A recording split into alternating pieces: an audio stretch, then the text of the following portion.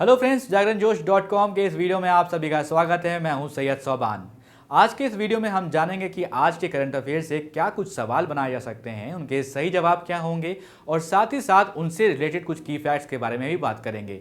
साथ ही साथ इस वीडियो के एंड में आपको एक सवाल देंगे जिसका जवाब आपको हमें कमेंट बॉक्स में लिख कर देना होगा। तो चलिए शुरू करते हैं पहले सवाल के साथ। यूरोपीय संघ ने कोरोना संकट से निपटने हेतु हाल ही में कितने अरब यूरो का फंड बनाने की घोषणा करी है? इसका सही जवाब है ऑप्शन ए 750 अरब यूरो। यहाँ पर दोस्तों आपको बता दें, यूरोपीय संघ के नेता कोरोना वायरस से निपटने के लिए एक विशाल फंड बनाने पर सहमत हुए हैं। यूरोपीय संघ 750 अरब यूरो, इसका मतलब यह हुआ करीब 64.04 लाख करोड़ रुपीस का ये फंड बनाया जाएगा। इसे कोरोना महामारी से प्रभावित यूरोपीय यूनियन के देशों को बचाने का ऐतिहासिक राहत प्लान बताया जा रहा है। इस पैकेज से अरबों यूरो की रकम उन देशों को मदद के रूप में दी जा सकती है जो कोरोना वायरस से सबसे ज़्यादा प्रभावित हुए हैं। तो आपको ये याद रखना है, यूरोपीय संघ द्वारा ये जो है कोरोना वायरस से निपटने के लिए एक विशाल फंड बनाने की तैयारी है और इस फंड की जो रकम बताई जा रही है वो 750 अरब यूरो है, यानी कि 64.04 लाख करोड़ रुपीस। तो ये आपको ध्यान में रखना है। अब बढ़ते हैं अपने अगले सवाल की तरफ। सवाल है कि रिफ्यूजी इंटरनेशनल की एक रिपोर्ट के अनुसार कोरोना महामारी ने दुनिया में कितने लोगों का रहने का ठिकाना छीन लिया है? यहाँ पर आपको बता दें कि दोस्तों इसका सही जवाब है 16 करोड़ रुपए। तो आपको ये बता देते हैं कि रिफ्यूजी इंटरनेशनल की एक रिपोर्ट जारी हुई है, उसके अनुसार जो है ये बताया गया है कि कोरोना महामारी के कारण जो है पूरी दुनिया में, पूरे विश्व में अगर हम देखें तो करीब यानी कि 16 करोड़ जो लोग हैं उनके जो रहने का ठिकाना था, उनका घर था, वो छिन गया है। अब इस रिपोर्ट में ये बताया गया है कि जो लोग भुखमरी, बेरोजगारी, आतंकवाद के कारण अपने घर व देश छोड़कर दूसरी जगहों पर बस गए थे, उनके पास अब वो छत जो थी वो नहीं है। तो भुखमरी का सामना कर रहे इन लोगों के वायरस की चपेट में आने का सबसे ज़्यादा खतरा बताया गया है। संयुक्त राष्ट्र का अनुमान ये भी है कि अभी जो शरणार्थी समुदाय हैं उनकी सर्वाधिक मौजूदगी वाले देशों में संक्रमण को पूरी तरह पहुंचने में 2 से 4 महीने लगेंगे। इस वीडियो में आगे बढ़ने से पहले एक जरूरी सूचना आप सभी के लिए। हमारी वेबसाइट जागरणजोश.com पर अगर आप करंट अफेयर्स पढ़ना चाहते हैं तो आपको अपने ब्राउजर में टाइप करना है www.jagranjosh.com, जिसके बाद आपको हमारी वेबसाइट का होम पेज नजर आएगा। इसके बाद आपको करंट अफेयर्स के टैब पर जाना है। ड्रॉप डाउन में आपको मंथ वाइज करंट अफेयर्स मिल जाएंगे, जहां आप मंथ के हिसाब से करंट अफेयर्स पढ़ सकते हैं। जब आप करंट अफेयर्स टैब पर क्लिक करेंगे तो आपको कुछ इस तरह से पेज नजर आएगा।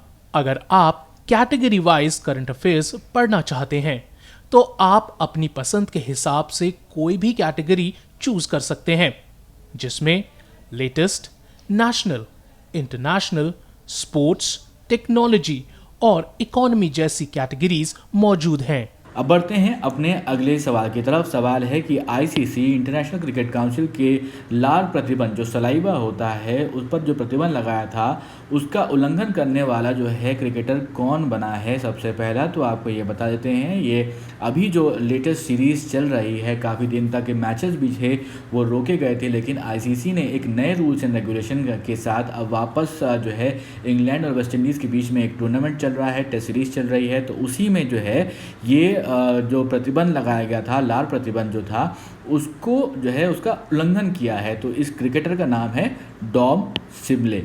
तो आपको ये बता देते हैं कि इंग्लैंड और वेस्ट इंडीज़ के बीच में ये जो सीरीज़ चल रही है, ओल्ड ट्रैफर्ड में खेले जा रहे दूसरे टेस्ट मैच के चौथे दिन इंग्लैंड के सलामी जो बल्लेबाज हैं, जिनका नाम है क्या, डॉम सिबले, उन्होंने गेंद पर गलती से लार लगाकर आईसीसी के नियमों का उल्लंघन किया है। इसी के साथ वो क्रिकेट की बहाली के बाद गेंद पर लार का इस्तेमाल करने वाले पहले खिलाड़ी बन गए हैं। इंग्लैंड और वेस्ट इंडीज़ के बीच 3 टेस्ट मैचों की सीरीज़ का दूसरा मुकाबला खेला जा रहा है और कोरोना महामारी फैलने के बाद क्रिकेट पर लगे ब्रेक के बाद ये पहली इंटरनेशनल सीरीज़ है, जैसा कि मैंने आपको पहले भी बताया। और अंतर्राष्ट्रीय क्रिकेट परिषद यानी कि आईसीसी ने कोरोना वायरस संक्रमण फैलने की वजह से गेंद को चमकाने के लिए, आपने देखा होगा मैचेस आप देखते होंगे, टेस्ट अगर क्रिकेट देखा होगा या फिर जो आप वनडे मैचेस होते हैं क्रिकेट में, जो खिलाड़ी होते हैं वो गेंद को चमकाने चमकाने के लिए, जिससे कि वो स्विंग कर सके, उसमें लार का इस्तेमाल करते हैं। लार को यूज़ करके उसको चमकाते हैं। अगर आउट स्विंग करानी है तो एक तरफ से, या फिर इन स्विंग करानी है तो एक तरफ से चमकाने का काम करते हैं। ये सभी खिलाड़ी करते हैं। लेकिन जैसा कि आप सभी जानते हैं, कोरोना वायरस जो है फैलता है किस तरह से, सलाइवा से, और जो ड्रॉपलेट्स होती हैं उनके थ्रू फैलता है। तो आईसीसी ने ये प्रतिबंध लगाया था, नए रूल्स निकाले थे कि जब वापस से जो है क्रिकेट शुरू किया गया तो नए रूल्स बनाए गए, जिसमें कि एक रूल ये भी था। तो उसी का उल्लंघन किया है, जो कि डॉम सिम्बले प्लेयर हैं वेस्ट इंडीज़ के, उन्होंने ये उल्लंघन किया है, लेकिन ये गलती से किया है, बट उन पर जो है कार्रवाई की जाएगी। अब बढ़ते हैं अपने अगले सवाल की तरफ। अगला सवाल भी आईसीसी से जुड़ा हुआ है। तो आईसीसी टेस्ट रैंकिंग में जेसन होल्डर को पछाड़कर हाल ही में कौन नंबर 1 ऑलराउंडर बन गया है? इसका सही जवाब है बेन स्टोक्स। आपको बेन स्टोक्स याद होंगे, जिन्होंने विश्व कप जो है इंग्लैंड टीम को जिताया था। तो आपको ये बता देते हैं, तो अब नंबर 1 ऑलराउंडर बन गए हैं आईसीसी टेस्ट रैंकिंग में बेन स्टोक्स। यहाँ पर आपको बता देते हैं दोस्तों कि वेस्टइंडीज़ के खिलाफ दूसरे टेस्ट में शानदार प्रदर्शन करने वाले हरफनमौला खिलाड़ी बेन स्टोक्स ने इतिहास रच दिया है।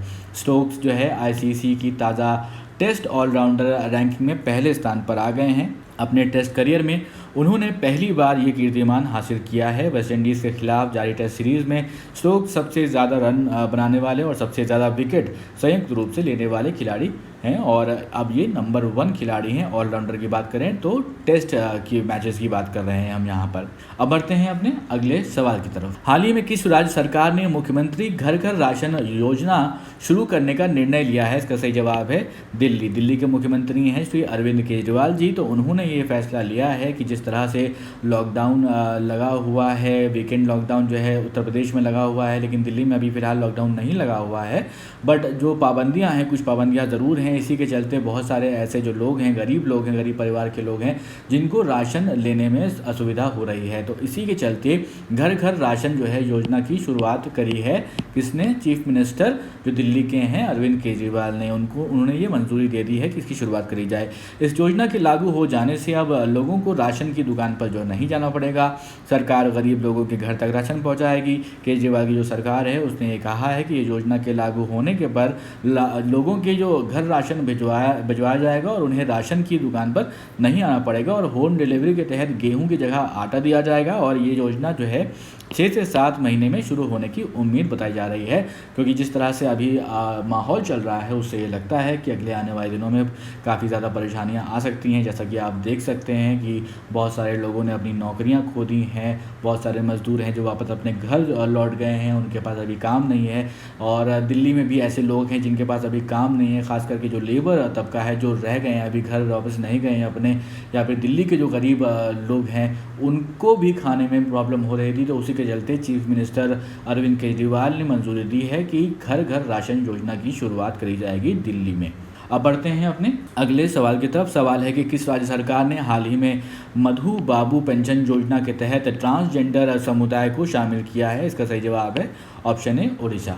यहाँ पर आपको बता देते हैं, उड़ीसा सरकार ने जो ज़रूरतमंद को जो है मासिक पेंशन देने वाले समाज कल्याण योजना में ट्रांसजेंडर समुदाय के सदस्यों को भी शामिल करने का फैसला लिया है। करीब 5,000 ट्रांसजेंडर लोगों की उनकी आयु के आधार पर 500 से 900 रुपये मासिक पेंशन दी जाएगी। और मुख्यमंत्री नवीन पटनायक जो हैं उन्होंने बेसहारा बुजुर्गों और दिव्यांगजनों और विधवाओं को वित्तीय मदद देने वाली मधु बाबू पेंशन योजना के लाभार्थियों में ट्रांसजेंडर समुदाय के लोगों को भी शामिल किए जाने को मंजूरी दी है।